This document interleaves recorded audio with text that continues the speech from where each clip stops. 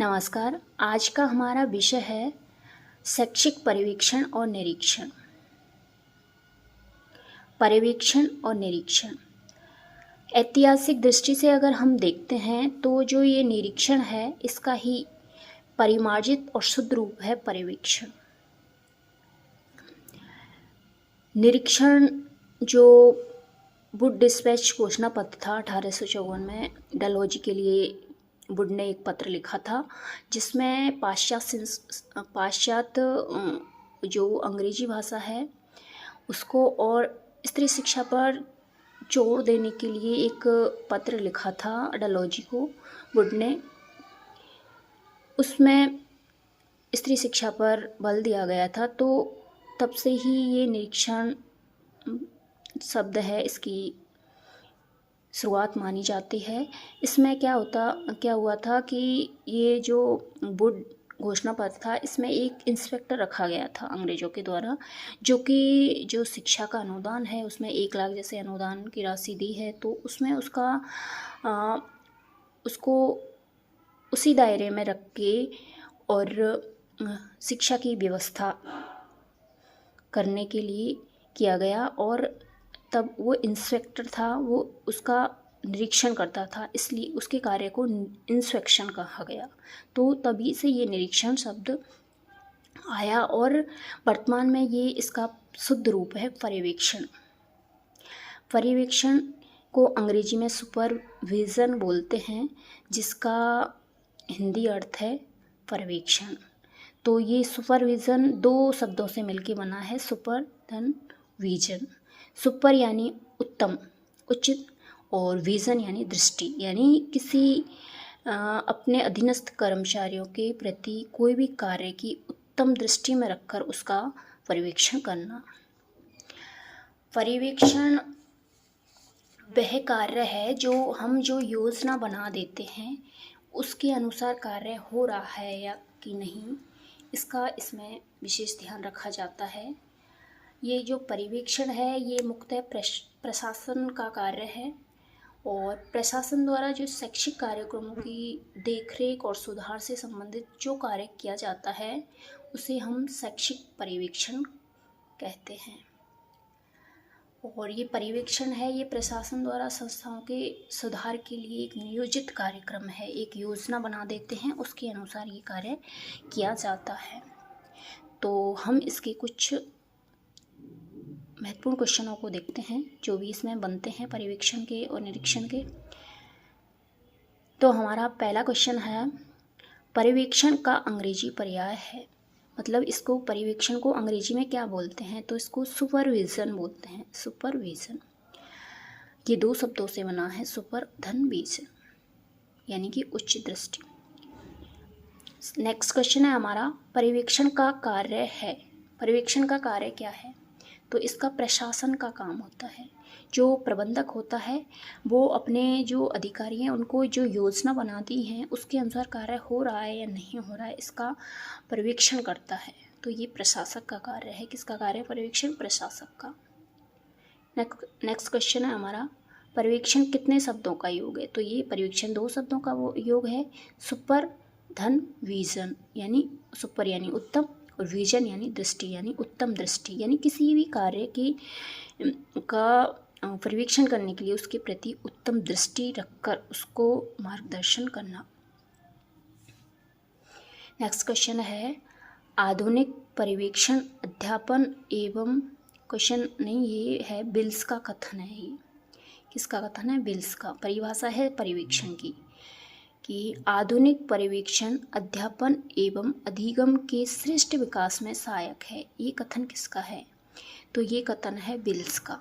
किसका कथन है? बिल्स का, कि आधुनिक पर्यवेक्षण अध्यापन और अधिगम के श्रेष्ठ विकास में सहायक है। कि जो शिक्षक हैं वो किस तरह के शैक्षिक परिक्षेत्र में अगर देखते हैं हम, तो कि जो शिक्षक हैं वो अध्यापन किस तरह करवा रहे हैं, और जो अधिगम जो शिक्षार्थी हैं वो बच्चे वो अधिगम किस तरह उनमें कितना सुधार हुआ है, इसमें इसके श्रेष्ठ विकास में ये सहायक है। ये किसने कहा है? बिल्स ने। कि आधुनिक परिवेक्षण क्या है, अध्यापन और अधिगम के श्रेष्ठ विकास में सहायक है। ये कथन है बिल्स का। नेक्स्ट क्वेश्चन है हमारा, पर्यवेक्षण संस्थाओं के सुधार के लिए एक नियोजित कार्यक्रम है। ये कथन किसका है, एडम्स और डिकी का। ये दोनों विद्वान हैं, इनका कथन है कि पर्यवेक्षण संस्थाओं के सुधार के लिए एक नियोजित कार्यक्रम है। हमने यहाँ पर छोटी छोटी परिभाषाएं ली हैं, क्योंकि जितनी छोटी परिभाषा होती है वो ही एग्जाम में उतना ही उसके आने के ज़्यादा चांस रहते हैं। बाकी पर्यवेक्षण की यहाँ बहुत परिभाषा देख सकते हैं, लेकिन हमने बहुत ही छोटी छोटी जो अच्छे से याद हो जाए हमें वही ली है। पर्यवेक्षण, ये किसका कथन है, एडम्स और डिकी का, कि पर्यवेक्षण संस्थाओं के सुधार के लिए एक नियोजित यानी योजना बनाते हैं, उसके अनुसार कार्य होता है तो कार्यक्रम है। तो ये कथन है एडम्स और डिकी, नियोजित कार्यक्रम एडम्स और डिकी। ये जो वर्ड है नियोजित कार्यक्रम, इसको ध्यान में रखकर आप एडम्स और डिकी को याद कर सकते हैं कि नियोजित कार्यक्रम किसका है, ऐड करने का, नियोजित जो कार्यक्रम है उसको ऐड करना, एडम्स और डिकी।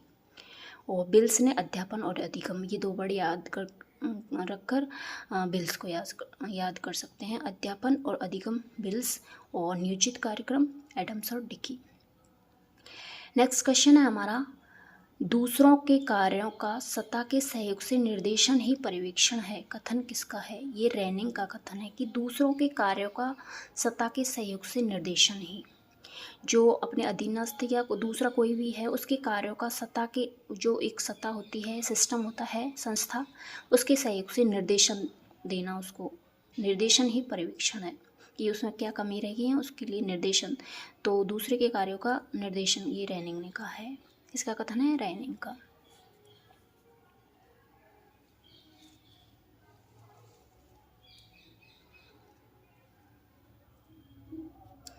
नेक्स्ट क्वेश्चन है हमारा, शैक्षिक पर्यवेक्षण की प्रकृति है, तो इसकी प्रकृति कैसी होती है, कैसी प्रकृति होती है, तो इसकी प्रकृति होती है वैज्ञानिक, यानी कि जो इसमें तथ्य होते हैं उसको पर्यवेक्षण, जैसे हमने कोई भी कार्य है उसमें सुधार के लिए उसका पर्यवेक्षण किया, उसके बाद उसमें क्या क्या कमी रह गई हैं उनको किस तरह वैज्ञानिक तरीके से उस पर अनुसंधान करके उसका जो कमियां हैं उनको सुधार के लिए मार्गदर्शन देंगे, तो वो वैज्ञानिक है इस तरह। तो और प्रशासकीय ये है कि जो सत्ता के द्वारा जो नियुक्त किया जाता है प्रशासक, वो इसका पर्यवेक्षण करता है, तो ये इसकी प्रकृति हो गई वैज्ञानिक और प्रशासकीय।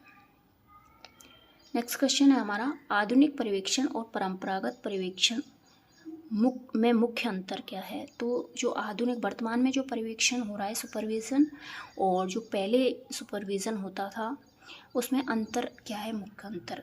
तो जो आधुनिक सुपरविज़न है, पर्यवेक्षण, उसमें प्रजातांत्रिक यानी प्रजा के विचारों को भी महत्व दिया जाता है, उस पर आधारित होता है, जबकि जो परंपरागत पूर्व में जो पर्यवेक्षण होता था वो सत्तात्मक होता था, जो कि निरंकुश जो अधिकारी है उसके द्वारा किया जाता था, वो अपनी विचारों को मान्यता ज़्यादा देता था, जबकि वर्तमान में प्रजा के विचारों को भी उसके परामर्श से ही कार्य किया जाता है। इस तरह इसमें मुख्य अंतर है। पहले निरंकुशवादी जो नेता होता था उसके अनुसार उसके मार्गदर्शन पर कार्य होता था, वो जो बोल देता था उसके अनुसार, जबकि अब वर्तमान में है वो जो कर्मचारी कार्य कर रहे हैं उनका भी सहयोग लिया जाता है कि आप कोई भी काम है तो कि आपका इस कार्य के प्रति क्या विचार है, इस तरह उसको प्रजातांत्रिक पर्यवेक्षण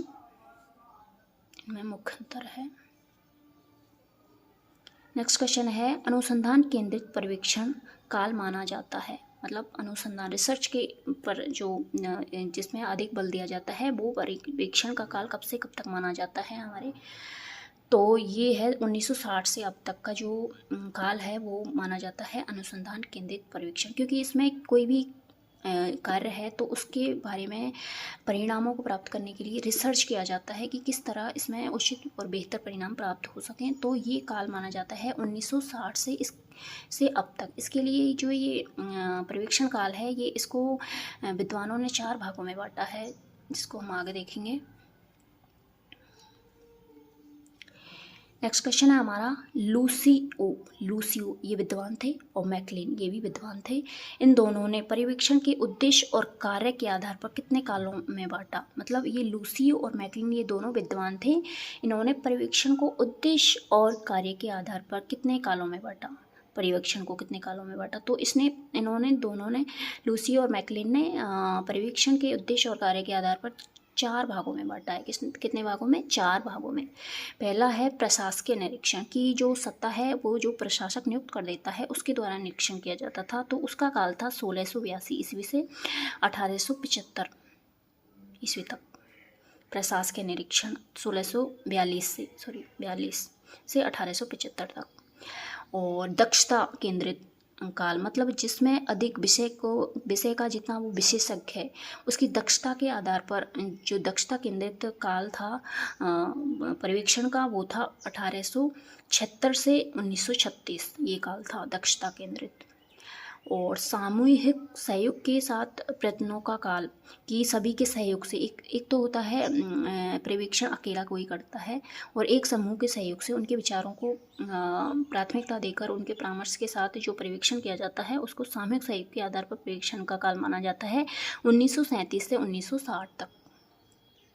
और वर्तमान में जो प्रयुक्त हो रहा है उसको बोलते हैं हम अनुसंधान केंद्रित पर्यवेक्षण। की कोई भी कार्य उसकी संगोष्ठी बैठाते हैं, सेमिनार बैठाते हैं, उसमें आपस में परिचर्चा की जाती है और उसके आधार पर जो उचित परिणाम हैं सभी जो विद्वान बैठते हैं उसमें तो विशेषज्ञ जिनको हम बोल सकते हैं, तो वो आपस में परिचर्चा करते हैं संगोष्ठी, सेमिनार इनके माध्यम से, साक्षात्कारों के माध्यम से। तो उनको जो परिणाम प्राप्त होता है उसके आधार पर जो अनुसंधान होता है उनके द्वारा, तो जो नियम बनाए जाते हैं उसके आधार पर वर्तमान में ये अनुसंधान केंद्रित पर्यवेक्षण चल रहा है।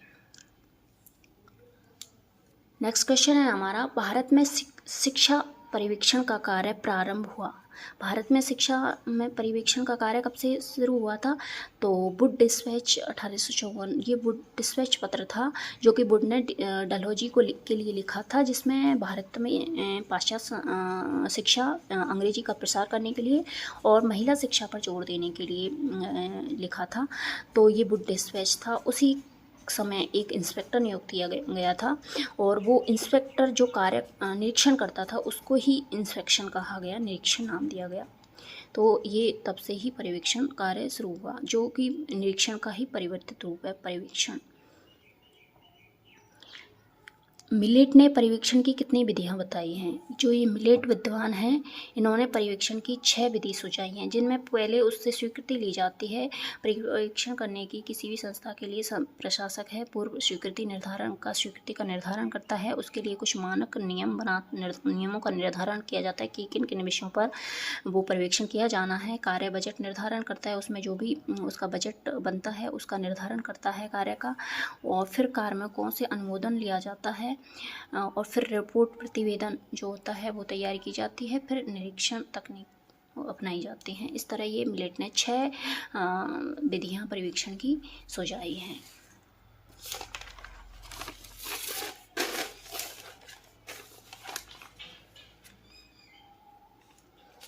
नेक्स्ट क्वेश्चन है हमारा, बर्टकी के अनुसार पर्यवेक्षण कितने प्रकार का होता है? जो बर्टकी विद्वान है इनके अनुसार जो पर्यवेक्षण होता है वो कितने प्रकार का होता है? तो इनके अनुसार पर्यवेक्षण 6 तरह का होता है। निरीक्षणात्मक पर्यवेक्षण, इसमें क्या होता है, जो निरीक्षक करता होता है, पर्यवेक्षक करता होता है, वो परंपरागत विधि को अपनाता है। मतलब कि वो अपने आप को सर्वेसर्वा समझता है और वो निरंकुशवादी होता है। वो अपने नियम और रूल्स लगाता है। और जो निरीक्षणात्मक पर्यवेक्षण होता है इसमें निरंकुशवाद तरीके से खुद के जो निरीक्षक करता होता है, पर्यवेक्षण करता होता है, वो अपने नियम के अनुसार पर्यवेक्षण करता है। सेकंड, बर्टकी का जो पर्यवेक्षण का प्रकार है वो है नियंत्रणात्मक या आधिकारिक। जो नियंत्रणात्मक पर्यवेक्षण, इसमें क्या होता है, जो पर्यवेक्षक करता होता है वो आधिकारिक रूप से थोड़ा इसका समानार्थी है, परंतु वो जो कठिनाई है उसमें सुधार करता है, जबकि ये सुधार नहीं करता है। ये तो अपने नियम के अनुसार उनको डांटने जैसा काम करता है, निरीक्षण करता है ना, तो परामर्श नहीं देता बिल्कुल ही। जबकि ये जो नियंत्रणात्मक होता है, ये इसमें थोड़ा अधिकारीपन तो होता है, परंतु जो कठिनाई हैं शिक्षकों के जो शिक्षण में जो कठिनाई हैं, प्राध्यापक होता है, प्रधानाध्यापक, उसमें जो उसकी कुछ कमियां हैं उनमें सुधार करने की उनको उनकी कमियां बता देता है। नियंत्रणात्मक उनको कम करने के लिए बोलता है, नियंत्रण करने के लिए। और सहयोगी जो लोकतंत्रीय पर्यवेक्षण का प्रकार होता है बटर के अनुसार, इसमें क्या होता है, कमजोरियों का निराकरण किया जाता है पूरी तरह से, और उनको भी जो सहयोगी होते हैं उनके भी विचारों को मान्यता दी जाती है, उनसे भी परामर्श लिया जाता है कि आपको किस तरह करोगे आप तो शिक्षण में अधिक प्रभावशीलता आएगी। इस तरह जो पर्यवेक्षककर्ता होता है उसका भी योगदान होता है, और जो शिक्षक और जो भी कार्यकर्ता कर रहा है उसके दोनों को परामर्श के सहयोग से ही काम किया जाता है। तो इसके बोलते हैं सहयोगी लोकतंत्र पर्यवेक्षण का प्रकार। बटर्की का चौथा जो वैज्ञानिक पर्यवेक्षण है प्रकार है वो है वैज्ञानिक पर्यवेक्षण। इसमें क्या होता है, जो पर्यवेक्षण है वो क्रम से होता है। सबसे पहले उससे समस्याओं का पता लगाया जाता है, क्या समस्या है उसका पर्यवेक्षण करता है, फिर उसका निदान भी किया जाता है, निदान के लिए आवश्यक सुझाव भी दिए जाते हैं। तो ये क्रमबद्ध होता है, विश्वसनीय होता है और वैध होता है। इसमें इस तरह ये वैज्ञानिक इसमें चार इसके प्रकार भी बताए गए हैं जिनके अनुसार ये पर्यवेक्षण का कार्य किया जाता है। जो पांचवा बटर्की के अनुसार पर्यवेक्षण का कार्य है वो है रचनात्मक, जो कि श्रेष्ठतम माना जाता है, क्योंकि इसमें जो कार्य करता है या जो पर्यवेक्षक जिसका सुपरवाइजन कर रहा है, तो उसके मौलिक सिद्धांतों को भी इसमें प्राथमिकता दी जाती है, और वो उसका भी विचार प्रमुख रूप से उसके जो जिस तरह वे कार्य कर रहा है उसके कार्य में और अधिक प्रभावशीलता लाने के लिए ये रचनात्मक पर्यवेक्षण होता है।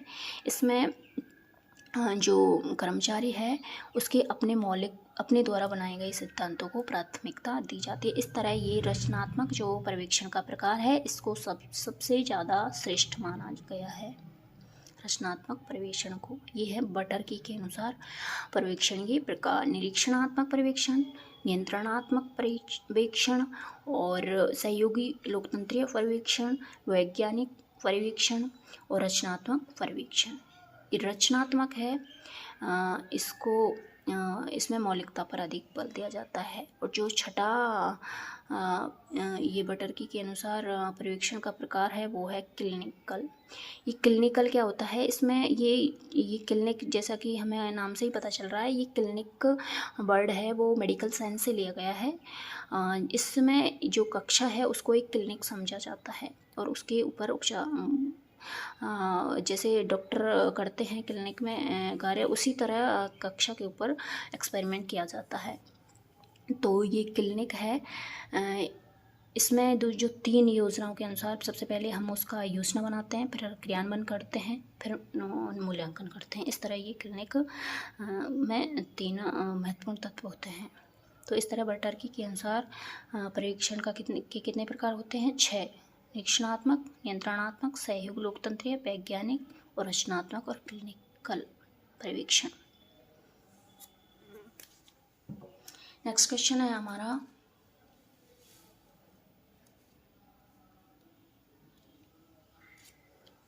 अय्यर जो विद्वान थे के अनुसार वैज्ञानिक पर्यवेक्षण में मुख्यतः आधार तत्व क्या हैं? जो अय्यर के अनुसार वैज्ञानिक पर्यवेक्षण जो विधि है इसमें मुख्यतः इसके आधार तत्व किनको माना गया है, तो इसके मुख्यतः 4 आधार तत्व हैं नियोजन की। सबसे पहले हम योजना बनाएंगे, उसके बाद वस्तु उसमें लचीलापन भी होना चाहिए कि उसमें हम अगर वो जो भी हमने योजना बनाई है उसके अनुसार कार्य नहीं हो रहा है तो उसमें थोड़ा लचीलापन, उसमें सुधार दूसरा भी हम प्रयोग कर सकते हैं। तो इस तरह इसमें लचीलापन होना चाहिए। और वस्तुनिष्ठता से मतलब है हम किसी तरह उसकी जांच करें लेकिन रिजल्ट एक ही हो, तो ये होती है वस्तुनिष्ठता। और मूल्यांकन, जो कार्य किया है उसका अंत में मूल्यांकन, उसमें जो कमियां रह गई हैं और क्या उसकी उपलब्धि रही हैं, इस तरह उसका मूल्यांकन किया जाता है और कमियों को नोट किया जाता है। तो इस तरह ये अय्यर के अनुसार वैज्ञानिक परिवेक्षण के 4 आधार तत्व हैं: नियोजन, लचीलापन, वस्तुनिष्ठता और मूल्यांकन। नेक्स्ट क्वेश्चन है हमारा, क्लिनिकल परिवेक्षण की प्रक्रिया के कितने अंग माने गए हैं। जो क्लिनिकल परिवेक्षण होता है, जो कि मेडिकल साइंस से लिया हुआ वर्ड है, तो इसमें इस क्लिनिकल परिवेक्षण की प्रक्रिया में कितने अंग माने गए हैं, तो इसमें 3 अंग माने गए हैं। परिवेक्षण की योजना, सबसे पहले हम परिवेक्षण की योजना बनाते हैं, फिर उसके ऊपर कार्य करते हैं, क्रियान्वयन करते हैं, फिर उसका मूल्यांकन अंत में किया जाता है। तो इस तरह क्लिनिकल परीक्षण होता है। इसके 3 महत्वपूर्ण अंग माने गए हैं: परिवेक्षण योजना, क्रियान्वयन और मूल्यांकन। नेक्स्ट क्वेश्चन है हमारा, विद्यालय निरीक्षण के प्रकार मिलते हैं। जो कितने प्रकार मिलते हैं, तो जो विद्यालय में निरीक्षण किया जाता है, इंस्पेक्शन किया जाता है, उसके कितने प्रकार होने चाहिए, तो इसके 3 मिलते हैं हमें। वो हैं संशोधनात्मक। इसमें क्या होता है, जो जो निरीक्षण करता होता है, इंस्पेक्शन जो करता है, वो निरीक्षण के बारे में हम थोड़ा जान लेते हैं कि निरीक्षण क्या है। ये निरीक्षण एक सक्षम अधिकारी के द्वारा किया जाता है। तो इसमें क्या होता है, निरीक्षण वो जो करता है वो इसमें भय आतंक का ज़्यादा प्रभाव देखा गया है, क्योंकि इसमें जो निरीक्षण होता है वो एक बहुत ही निरंकुशवादी तरीके से प्राचीन काल में तो किया जाता था, वर्तमान में तो इतना नहीं है, लेकिन फिर भी ये निरीक्षण जो इंस्पेक्शन किया जाता है वो सक्षम अधिकारी के द्वारा अपने जो निम्न अधिकारी वर्ग है, जो समूह कार्य कर रहा है, उसके सत्ता द्वारा नियुक्त होता है और उसके द्वारा ये निरीक्षण किया जाता है। तो जो विद्यालय में शिक्षा के क्षेत्र में जो विद्यालय में निरीक्षण के प्रकार होते हैं वो कितने प्रकार मिलते हैं हमें, वो 3 मिलते हैं। कौन कौन से? संशोधनात्मक। इसमें क्या होता है, जो निरीक्षण करता होता है, इंस्पेक्शन जो करने वाला होता है, वो संस्था के अच्छे कार्यों को तो बिल्कुल ही नज़रअंदाज कर देता है और उसमें ये कहता है कि तुमने ये इसमें इस तरह करना चाहिए। संशोधनात्मक होता है, वो उसमें अच्छे कार्यों को तो बिल्कुल ही ना तो प्रशंसा करता है, ना बिल्कुल ही उनको तो ध्यान ही नहीं देता, छोड़ देता है। और उसमें जो कमियां रह गई हैं उनको ही ऊपर उसका ज़्यादा ध्यान रहता है कि हाँ ये तुमने ये इस तरह का अधिगम नहीं करवाया है। तो इस तरह की वो डांट जो रौब होता है उसका अवसरपन का, उसको इसमें दिखाता है और संशोधनात्मक उसमें ये कमियां ढूंढता है। इसलिए इसको जो संशोधनात्मक जो निरीक्षण का प्रकार होता है उसको छिद्रान्वेषी प्रकार भी बोलते हैं, क्योंकि वो छिद्रान्वेषी का मतलब होता है गलतियों को ढूंढने वाला, कि वो निरीक्षण करता होता है, पूरी तरह गलतियों को ढूंढने वाला होता है, बस वो अच्छे कार्यों को बिल्कुल ही ध्यान नहीं देता, जो संस्था या शिक्षक या प्रधानाध्यापक के जो भी कार्य होते हैं। तो इसलिए इसकी आलोचना भी काफ़ी की जाती है, क्योंकि इसमें अच्छे कार्यों को बिल्कुल ही ध्यान नहीं दिया जाता, जो उसके कमियाँ हैं उन्हीं पर ध्यान दिया जाता है।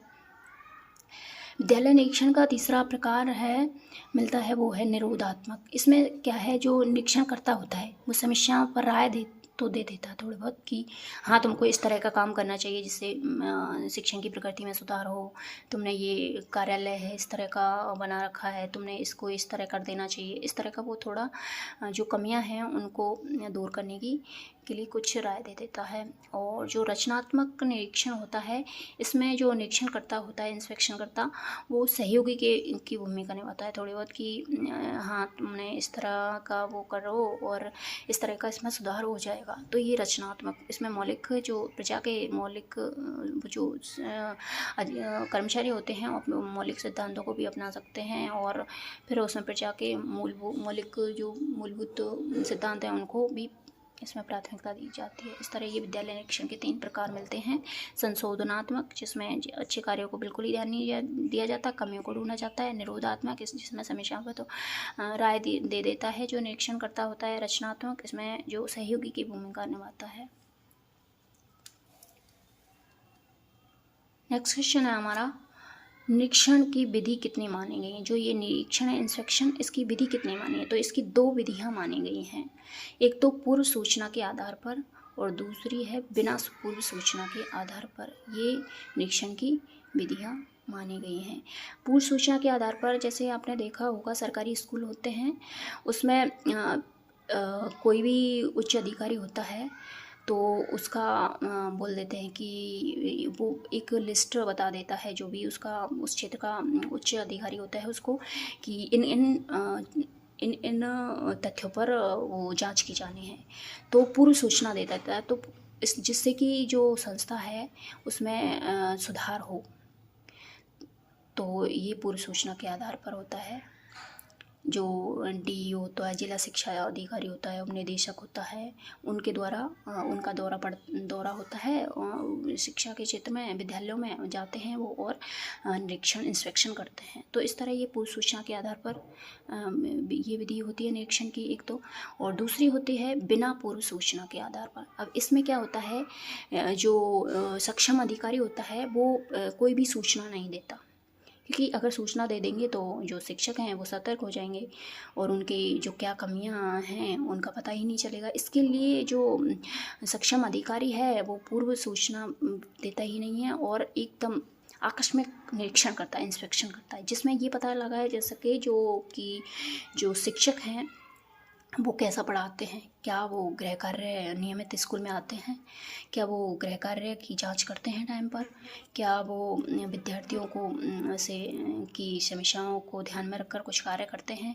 प्रधानाध्यापक जो प्रधानाध्यापक है वो कितना अपना प्रशासक के रूप में कितना उनको का मार्गदर्शन करता है, किस तरह अपनी भूमिका निभा रहा है, क्या इस तरह कार्यालय पुस्तकालय की भी जो कार्य हैं उसको भी, सबकी बजट, ये जो पोशार है बन रहा है नहीं बन रहा, इस तरह की सभी सूचनाओं को आकस्मिक जांच के लिए जो इंस्पेक्शन होता है उसको हम बिना पूर्व सूचना के आधार पर बोलते हैं कि आकस्मिक निरीक्षण इंस्पेक्शन।